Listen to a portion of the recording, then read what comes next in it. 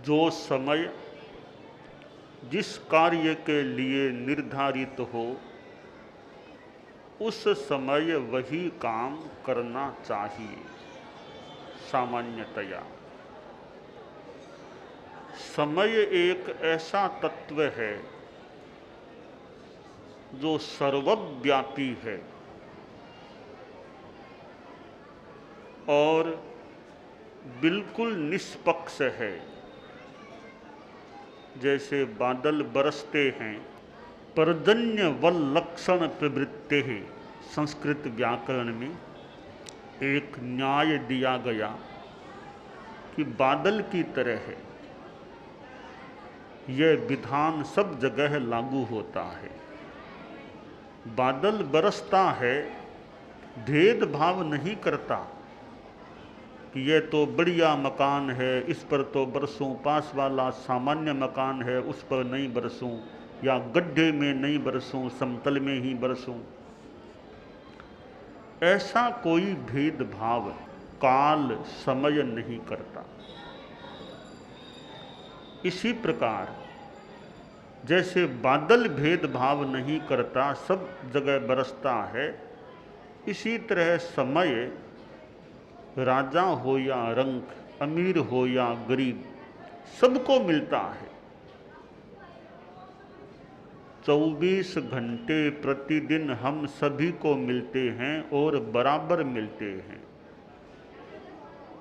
कोई भेदभाव नहीं। यह समय समदर्शी है। प्रश्न यह है कि जो फ्री में हमको मिल रहा है, हम उसका उपयोग क्या करते हैं। हमारा समय बेकार जा रहा है, गलत कार्यों में जा रहा है, अथवा हम समय का बढ़िया उपयोग करते हैं। आदमी व्यस्त हो सकता है, जिसके सामने बहुत सारे काम हैं, जो अनेक जिम्मेवारियों से संपृक्त है, संयुक्त है। वह आदमी व्यस्त तो हो सकता है। मेरा सोचना है अच्छे कार्यों में व्यस्त होना भी अच्छा है, परंतु हमारा दिमाग अस्त व्यस्त नहीं होना चाहिए।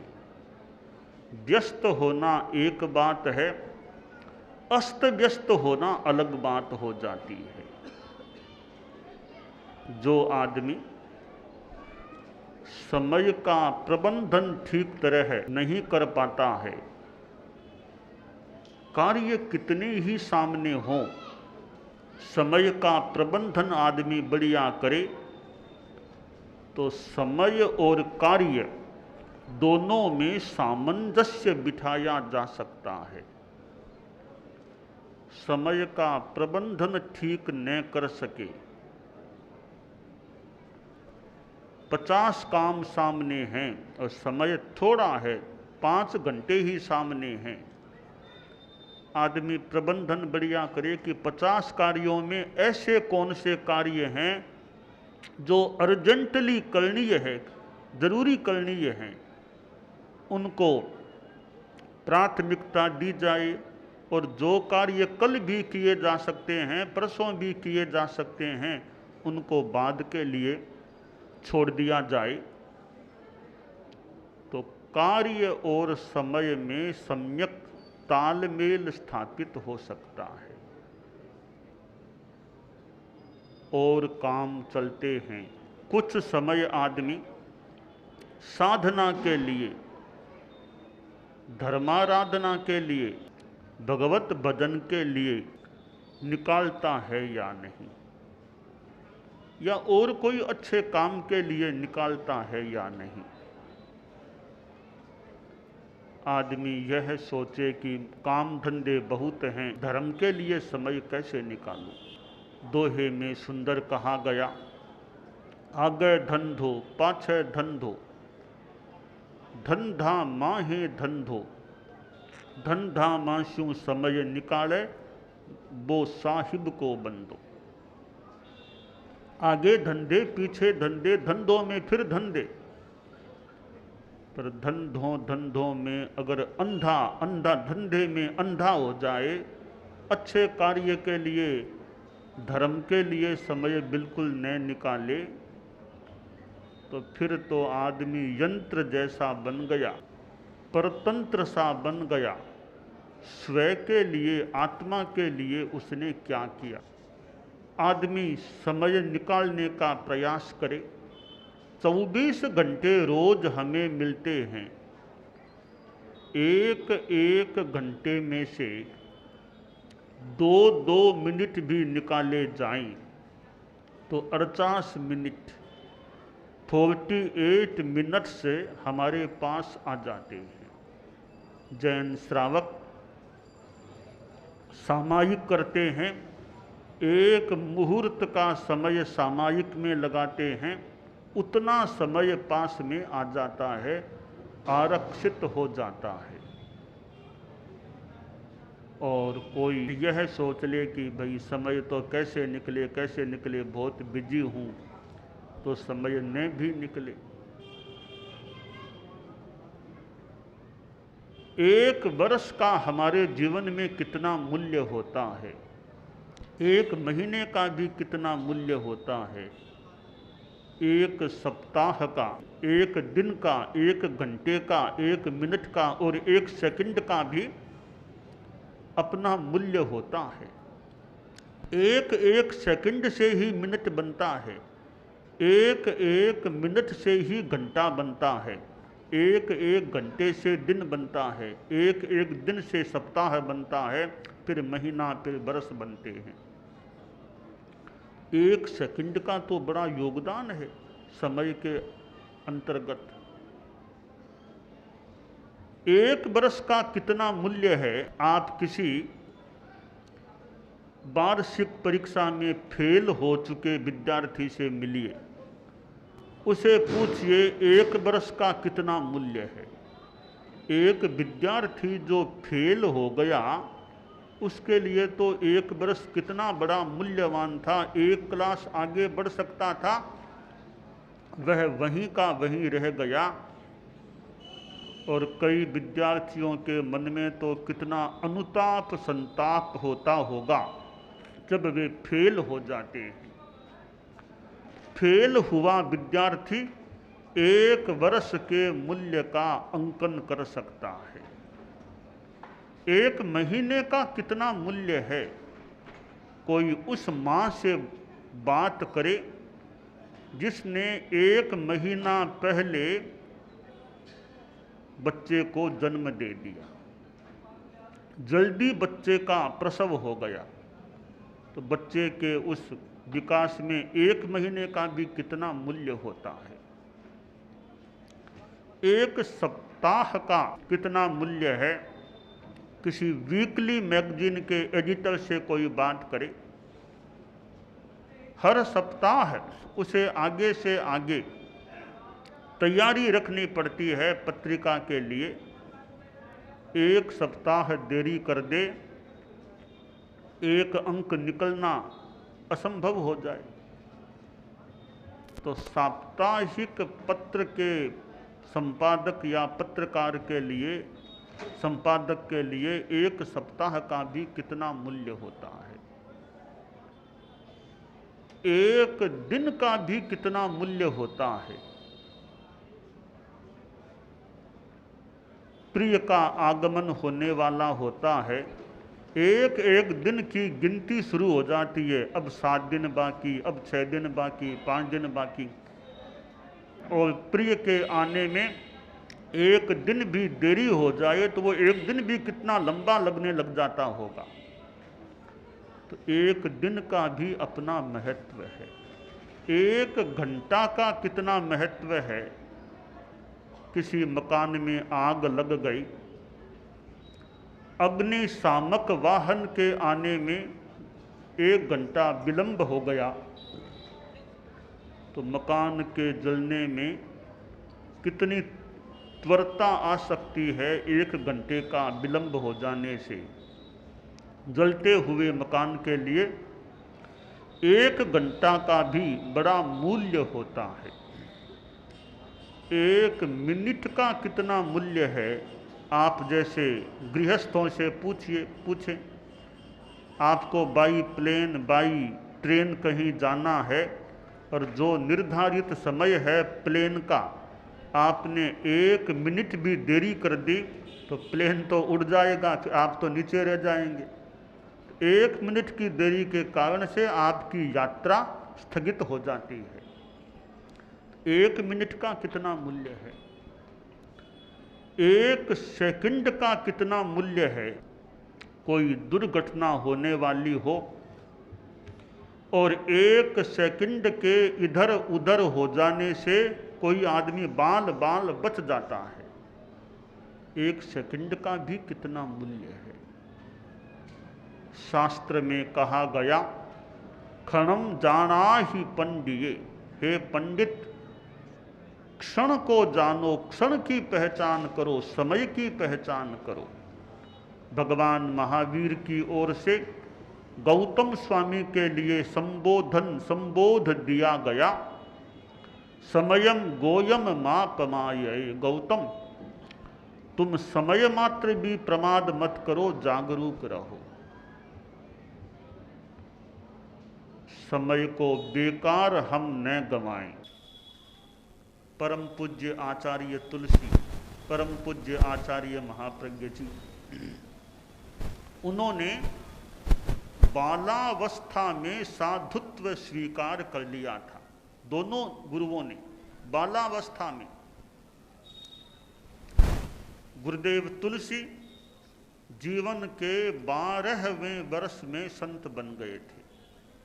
गुरुदेव महाप्रज्ञ जी जीवन के 11वें वर्ष में संत बन गए थे। यानी समय को कितना सार्थक बना लिया, संतता की साधना की। जो क्षण साधना में बीते वे क्षण, वह समय उनका कितना सार्थक हो गया था। बीता हुआ समय तो लौटता नहीं है। आगम कहता है, जाजा बच्चई रयणी नशा परिणयत्तई, धम्मम तु कुण मानस्य सफला जंतिराइयो। जाजा बच्चई रयणी नशा परिणयत्तई, अहम्मम कुण मानस्य अफला जंतिराइयो। जो जो रात्रियां बीतती हैं वे लौटती नहीं। जो आदमी धर्म करता है उसकी रात्रियां सफल हो जाती हैं। जो आदमी अधर्म करता है उसकी रात्रियां निष्फल या दुष्फल हो जाती हैं। हम सोचें, एक एक दिन हमारा बीत रहा है, वह सार्थक हो रहा है, सुफल हो रहा है या निष्फल हो रहा है या दुष्फल हो रहा है। संस्कृत में कहा गया, उत्थायोत्थाय बोद्धव्यम किमद्य सुकृतम कृतम, आयुषः खंडमादाय रविरस्तमयम गतः। आदमी को सोने से पहले सोचना चाहिए कि आज का मेरा दिन बीत गया, सूर्य अस्त हो गया, आज के दिन में मैंने सुकृत क्या किया, अच्छा काम क्या किया। 1 काम, 2 काम, 4 काम, कुछ बढ़िया पर कल्याण के काम किए क्या, स्वयं कल्याण का काम किया क्या। ऐसा क्यों सोचना चाहिए कि यह सूरज आता है जाता है, स्थूल भाषा में जाने के साथ साथ हमारे जीवन का एक अंश भी साथ में ले जाता है। यूं करते करते एक दिन हमारा जीवन का संपूर्ण काल समाप्त हो जाएगा जीवन समाप्त हो। इसलिए दिन बीत रहे हैं पर हमारे दिवस सुफल हों, अच्छे कार्यों से युक्त बीते। कुछ कुछ काम तो बढ़िया करें रोज, हम ऐसा प्रयास करें। जन्म दिवस आता है, अनेक लोग जन्म दिवस मनाते भी हैं, परंतु हमें यह सोचना चाहिए कि जन्म दिवस आया है और तो उल्लास की बात हो रही है, खुशियों से युक्त बधाइयाँ दी जा रही हैं, पर वह व्यक्ति यह सोचे कि एक बात को मैं न भूलूं कि एक बरस मेरा कम हो गया है।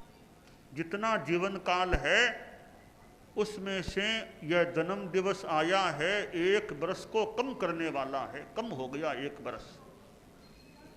तो मैं और ज्यादा जागरूक बनूं कि जीवन में अच्छा काम करूं। तो समय बीत रहा है, हम जागरूक बने, सजग बने। अंग्रेजी का सूक्त टाइम इज मनी, समय धन है, इस धन का हमें मूल्यांकन करना चाहिए। समय के प्रति हम जागरूक रहें। और मेरा तो यह मानना है, जिस व्यक्ति का समय अच्छे कार्यों में बीतता है वह व्यक्ति उतना ही अच्छा है।